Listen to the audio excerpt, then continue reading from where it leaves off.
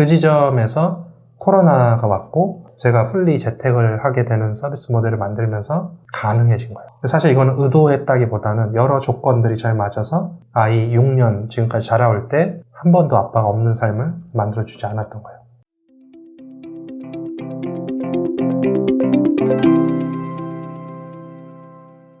사실은 저희가 하는 일들이 수익이 되게 불규칙하게 들어오잖아요. 예. 어떻게 좀 관리를 하시는지 궁금해요. 500이 벌리든 1000이 벌리든 네. 최소 수준만 넘기면 별로 신경 안 씁니다. 그 최소 수준이 제가 초기 창업했을 때는 1인 기업으로 이제 시작했을 때 그때는 한 200만 원 정도였던 것 같아요. 근데 다행히도 한 2개월 만에 월 1000만 원 정도를 넘기게 됐고요. 네. 뭐 더 올릴까 유지할까를 고민했던 적은 있었던 것 같아요. 그 더 올린다는 게 매출을 더 올릴까는 매출을.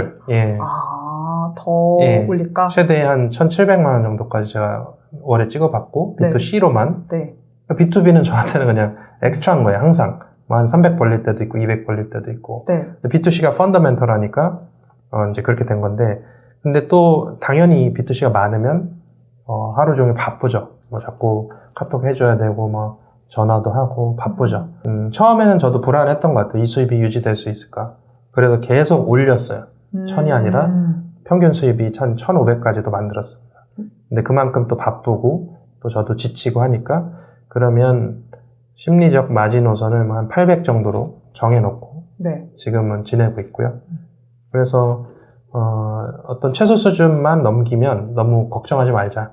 지금 하고 계신 게 지식 콘텐츠 사업이라고 부르잖아요. 지식 창업. 그렇죠. 노트북 하나만 있으면 할 수는 뭐 무자본이라고도 하고 네. 노마드 삶이라고도 하고 네. 지금은 저는 거의 다 온라인으로 하니까 네. 뭐 싱가포르 가서 해도 되고 제주도 가서 해도 되고 실제로 저는 와이프한테 이제 빨리 퇴사하고 같이 제주도 가서 살자 이렇게 얘기는 하는 편인데 조금 더 나이 먹고 가자고 해서 그냥 지금 상태로 있습니다. 초기 자금이 필요한 업인가요? 전혀 필요 없죠. 노트북과 컨텐츠를 생산할 수 있는 나의 아이디어와 컨텐츠 생산하는 나의 어떤 뭐 글솜씨, SNS 운영 전략, 서비스를 이제 기획해야 되는 그런 부분. 그 다음에 마케팅을 할 때 약간의 디자인적인 요소도 있으니까 뭐 캔바라든지 다른 툴을 좀 배울 수는 있습니다. 저도 양성교육을 이제 해보니까 네. 나름의 정석이 있어요. 그리고 그대로 하면은 잘 될 수 있겠다 이제 생각을 대부분 하시더라고요. 저는 그렇게 될 수 있다고 보고 대신에 이제 자기 확신 같은 이런 영역이 뭔가 쉽게 빨리 줄 수 있는 건 아니잖아요.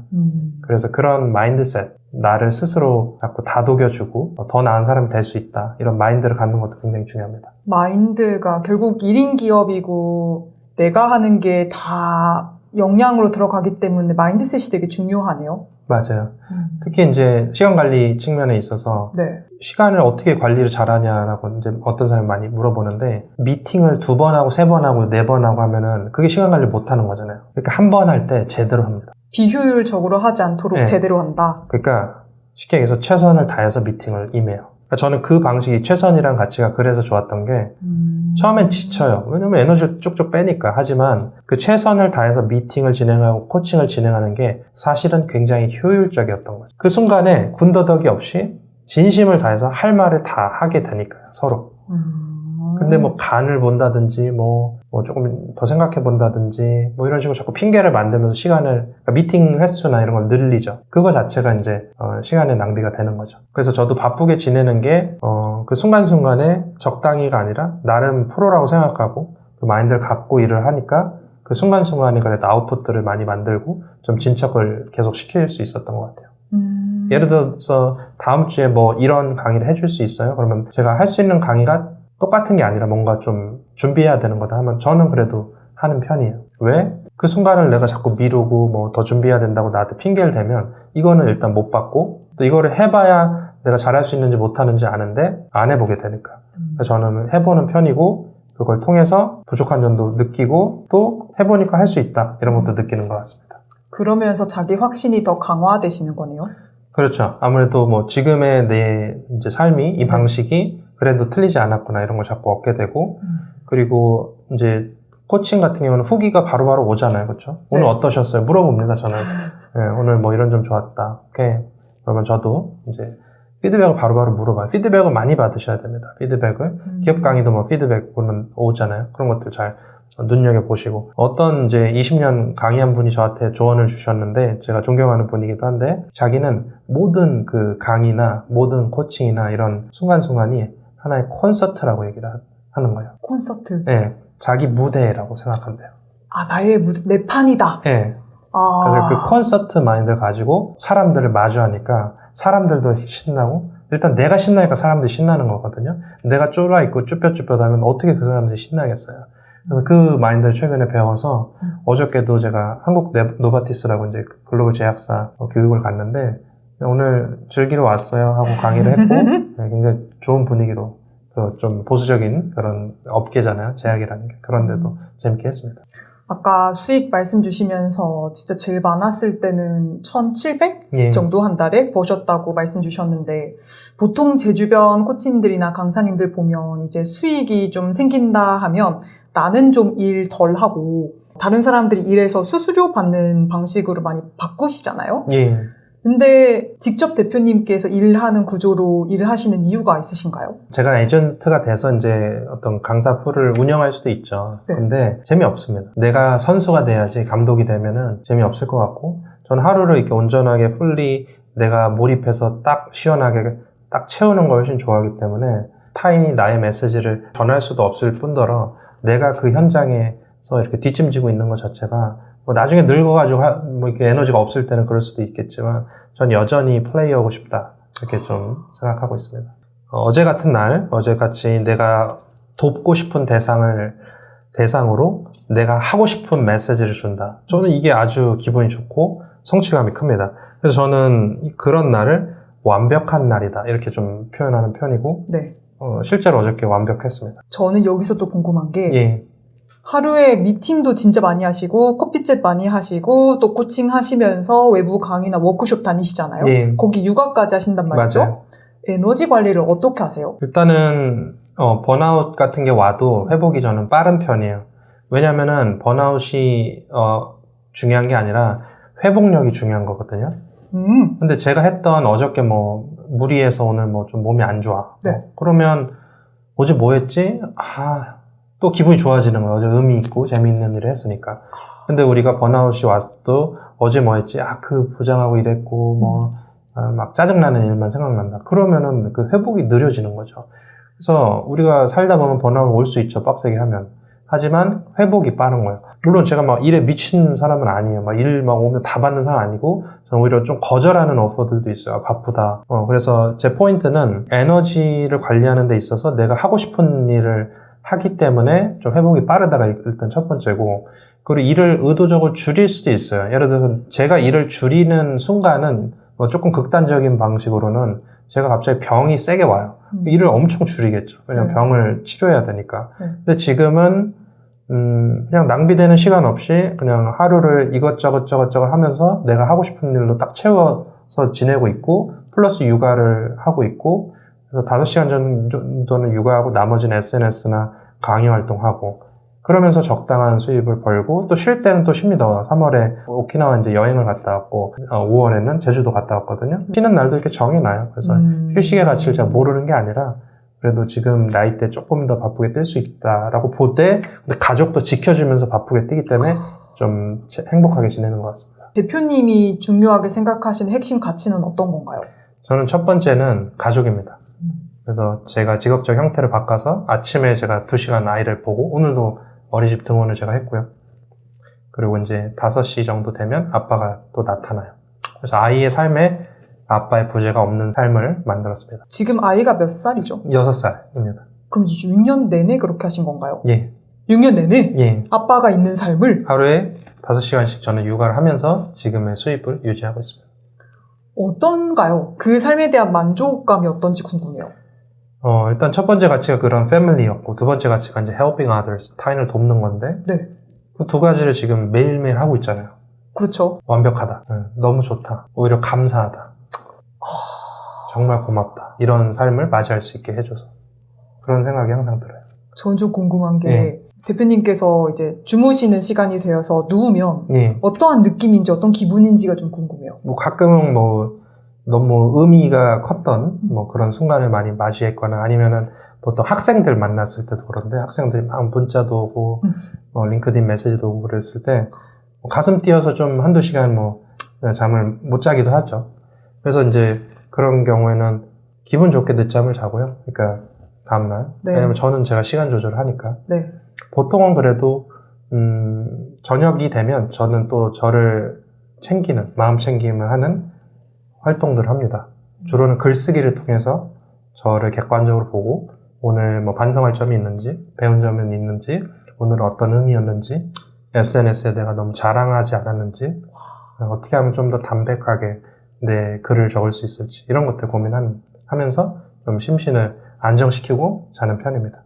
어떤 분들은 저 사람은 저만큼 했는데 나는 아직 여기 있어 해서 비교하기 때문에 지금 충분히 행복해야 하는 순간도 행복을 못 느끼는 분들도 계시잖아요. 예. 근데 어떻게 그 순간마다 의미와 행복을 느끼시는지 좀 궁금해요. 나를 잘 아는 거죠. 나를 믿어주고. 저는 우리가 중요하고 소중한 것을 바라보셔야 되는데 내가 중요하게 생각하고 소중하게 생각하는 것들을 모르거나 잊고 살아왔거나 그런 경우가 많아요. 내 가치를 이해하고 그걸 지켜줘야 된다는 거예요. 그럼 가족을 지켜왔냐라고 했을 때 대부분은 부끄러울 거예요. 왜냐면은 핑계는 있어요. 내가 아빠가 열심히 일하는 이유가 이 파이낸셜리 서포트하기 위함이다. 맞아요. 근데 저는 그게 틀렸다는 게 아니라 그렇게 하지 않아도 더 지켜줄 수 있는 방법을 생각하고 실행한 거예요. 원래 이전에 아이 태어나기 전까지는 다른 일을 하셨잖아요. 예. 근데 아이를 돌보기 위해서 업을 바꾸신 건가요? 거의 그래요. 사실 회사에서도 나름 인정받는 400명 회사에서 대표님이랑 저랑 출장을 둘이 해외로 갈 정도로 키맨이라고 했었는데 그것도 재밌었습니다. 재밌었지만 아이가 특히 태어났을 때 아이와 함께 하고 싶다. 왜냐하면 저는 아빠랑 함께 한 삶이 없어요.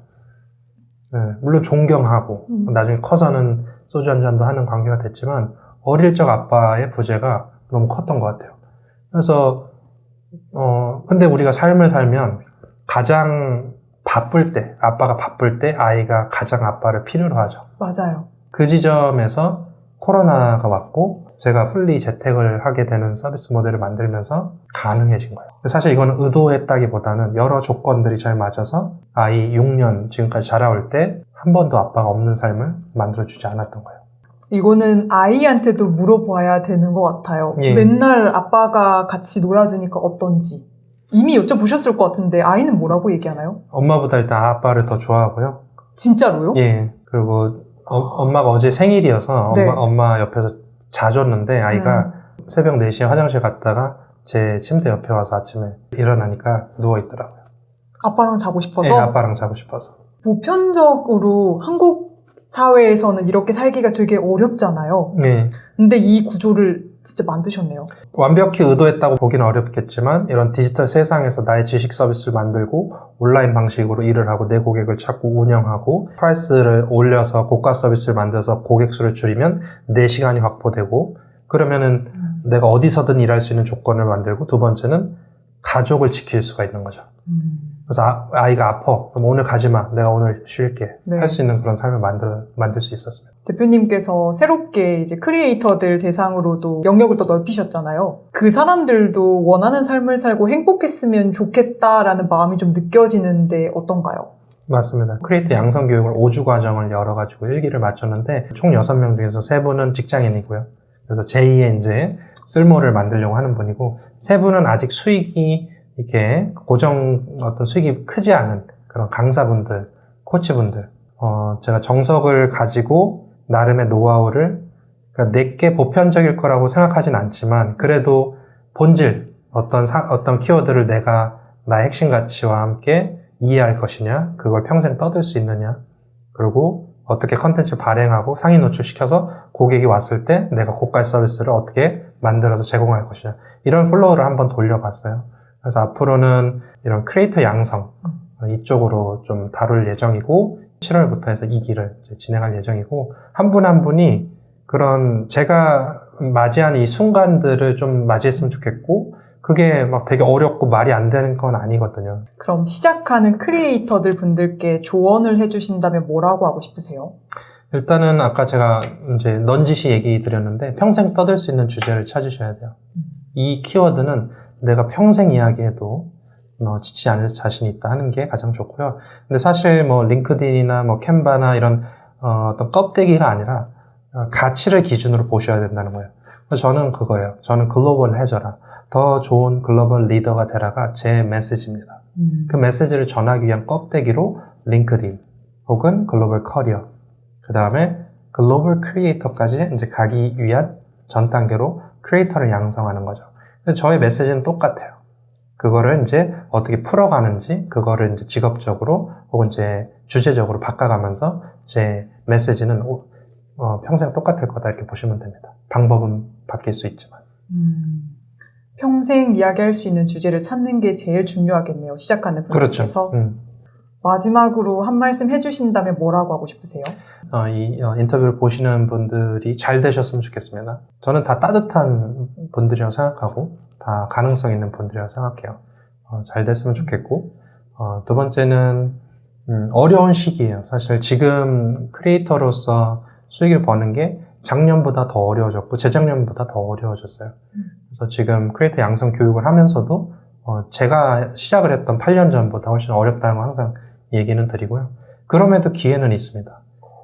이 순간을 상상해 보시면 좋을 것 같아요. 내가 누구한테 아부하지 않고 비굴하지 않고 내 고객을 오늘 내 포스팅을 통해서 2명을 받았는데 입금이 300만 원이 됐고 그러면 그냥 2명만 봐도 한 달은 먹고 사는 거잖아요. 예를 들어서. 그렇죠. 그러면 남는 시간 동안 내가 소중한 사람들도 지킬 수 있고 여행도 다닐 수 있고 그 순간을 왜 마주하지 않냐는 거예요. 그 순간을 마주하면 평생 그런 걸 할 수 있다면 지금 1, 2년은 아무것도 아닙니다.